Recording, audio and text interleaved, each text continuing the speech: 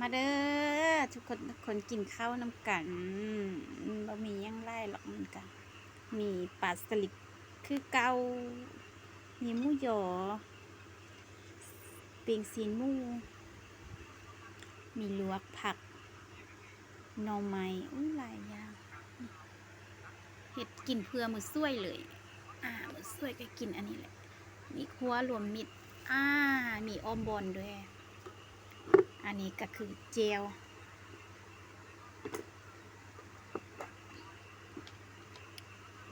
มีเจลน้ำผักเจลน้ำผักทุกอย่างเฮ็ดเองหมดซื้อวัตถุดิบมาแล้วเฮ็ดเองอันนี้ก็มีข้าวเหนียวร้อน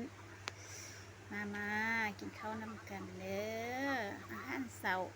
กินแล้วก็ไปทำงานคือเก่าเฮ็ดไล่เฮ็ดเพื่อตอนซ้วยเลยซ้วยก็กินอันนี้แหละไข่บักกะไล่ปลาสลิดไข่เต็มท้องมาเด้อกินข้าวเช้านำกันออมบ่อนก็มีออมบ่อนกินง่ายๆกินแบบง่ายอยู่แบบสบายแบบอาหาร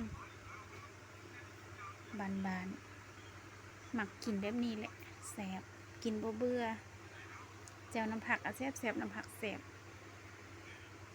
น้ำผักสยามบุรีแซ่บ